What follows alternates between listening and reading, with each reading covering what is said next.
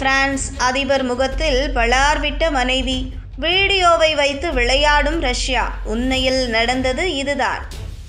வியட்நாமில் பிரான்ஸ் அதிபர் மக்ரோனை அவரது மனைவி அறைந்ததாகவும் இருவருக்கும் இடையே மோதல் இருப்பதாகவும் சொல்லி இணையத்தில் பல்வேறு தகவல்கள் பரப்பப்பட்டன.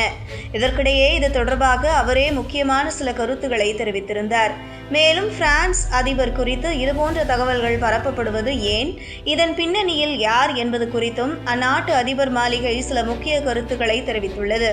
இப்போது பிரான்ஸ் நாட்டின் அதிபராக இம்மானுவேல் மேக்ரோன் இருக்கிறார். கடந்த 2017ஆம் ஆண்டு முதலே இவர்தான் பிரான்ஸ் நாட்டின் அதிபராக இருந்து வருகிறார்.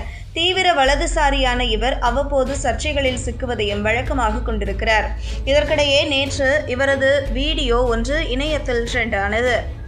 இப்போது மேக்ரோன் அரசுமுறை பயணமாக வியட்நாம் சென்றுள்ளார். அங்கு விமானத்தில் இருந்து இறங்கும் முன்பு அவரது மனைவி அவரை அறைவது போன்ற வீடியோ இணையத்தில் ட்ரெண்ட் ஆனது.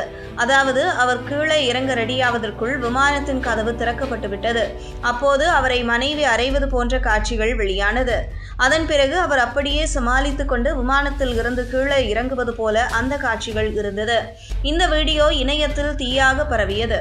பலரும் பிரான்ஸ் அதிபர் மக்ரோனுக்கும் அவரது மனைவிக்கும் இடையே மோதல் இருப்பதாகவும் இதன் காரணமாகவே அவர் அறையப்பட்டதாக எல்லாம் தகவல்கள் பரப்பின. மேலும் அவரது மனைவியை அந்த வீடியோவில் பார்க்க முடியவில்லை. இருந்தாலும் அவர் கோபமாகவே அறைந்ததாக கூட சிலர் குறிப்பிட்டனர். இந்த சம்பவம் பேசுபொருளானது. இதற்கிடையே பிரான்ஸ் அதிபர் மக்ரோன் இது தொடர்பாக விளக்கமளித்துள்ளார். இவரும் ஜோக் செய்து விளையாடி கொண்டிருந்ததாகவும் அது இவ்வளவு பெரிய விஷயமாகும் என நினைக்கவில்லை என்றும் குறிப்பிட்டிருந்தார். இது தொடர்பாக அவர் மேலும் கூறுகையில், நானும் என் மனைவியும் சும்மா ஜாலியாக பேசிக் கொண்டிருந்தோம். நாங்கள் ஜோக் செய்து கொண்டிருந்தோம். ஆனால் அதை இப்படியெல்லாம் சொல்வார்கள் என துளியும் நினைக்கவில்லை என்றார். பிரான்ஸ் அதிபர் மேக்ரோனின் மனைவி பிரிஜிட் ஆவர். கடந்த 2007ஆம் ஆண்டு ஒரு பள்ளியில் ஆசிரியராக பிரிஜிட் பணியாற்றி கொண்டிருந்த போதே மக்ரோன் அவரை சந்தித்தார். இருவருக்கும் இடையே கிட்டத்தட்ட 25 வயது வித்தியாசம் இருந்த போதும் அதையும் தாண்டி காதல் மலர்ந்தது. திருமணத்திற்கு பிறகு மக்ரோனுக்கும் அரசியல் வாழ்க்கையில் ஏற்றம் ஏற்பட்டது குறிப்பிடத்தக்கது.